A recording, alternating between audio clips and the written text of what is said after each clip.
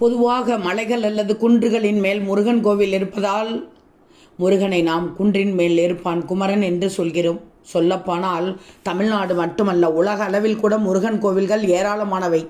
குன்றின் மீதும் மலை மீதும் அமைந்துள்ளது. இவ்வளவு ஏன், அறுபடை வீடுகளில் திருச்செந்தூரை தவிர்த்து 5 படைகளும் இத்தகைய இடத்தில்தான் அமைந்துள்ளது. அந்த வகையில் சேலம் மாவட்டம் குமரகிரியில் அருள்பாலித்து வரும் அருள்மிகு தண்டாயுதபாணி திருக்கோவில் பற்றி தெரிந்து கொள்ளுங்கள்.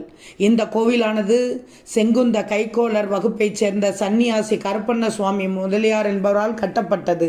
இந்த கோவில் தினமும் காலை 6 மணி முதல் மாலை 12:30 மணி வரையும், 4 மணி முதல் இரவு 8:30 மணி வரையும் பக்தர்கள் தரிசனத்திற்காக திறந்திருக்கும். விசேஷ நாட்களில் இரவு 9 மணி வரை நடை திறப்பு நீட்டிக்கப்படுகிறது. மாங்கனிக்காக பெற்றோரிடம் கோபித்துக் கொண்டு முருகன் நேராக பழனி மலையை நோக்கி சென்றார். செல்லும் வழியில் தண்டாயுதபாணியாக இவர் இந்த குன்றின் மேல் சிறிது நேரம் ஓய்வெடுத்து விட்டு சென்றதாக சொல்லப்படுகிறது. ஒருமுறை பழனிக்கு பக்தர் ஒருவர் இந்த பாதை வழியாக செல்லும் போது அங்கே இளைப்பாறினார். அப்போது நான் தண்டாயுதபாணியாக இந்த இடத்தில் குடியிருக்கிறேன் என்று அசரீரி ஒலித்துள்ளது. இதனை கேட்டு மிரண்டு போன அந்த பக்தர் ஒன்றும் புரியாமல் அங்கிருந்து நேராக பழனிக்கு சென்று விட்டார்.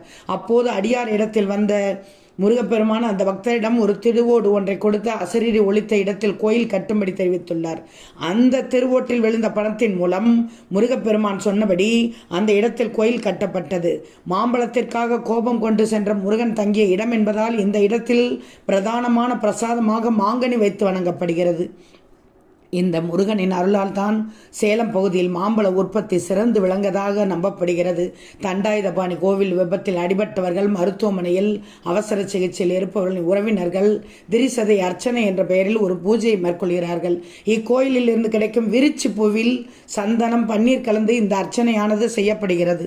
இதனால் பாதிக்கப்பட்டவர்கள் விரைந்து குணமடைவதாக நம்பப்படுகிறது. இதனால் அதிக அளவில் வாகனம் வைத்திருப்பவர்கள் இந்த கோயிலுக்கு வந்து விசேஷ பூஜை செய்கிறார்கள். குமரன் குடியிருந்த இடம் என்பதால் இந்த ஊர் குமரகிரி என அழைக்கப்படுவதாக சொல்லப்படுகிறது. வடக்கு திசையை நோக்கி கையில் தண்டத்துடன் தண்டாயுதபாணி அருள் பாலிக்கிறார். இவரை வணங்கினால் செல்வம் செழிக்கும் என்பது நம்பிக்கை. இந்த கோயிலில் முருகனுக்கு மாம்பழம் வைத்து வணங்கினால் திருமண தடை, புத்திர பாக்கியம், தொழில் வளர்ச்சி தடை உள்ளிட்ட பிரச்சனைகள் நீங்கி நல்ல செய்தி வந்து சேரும் என்று நம்பிக்கை.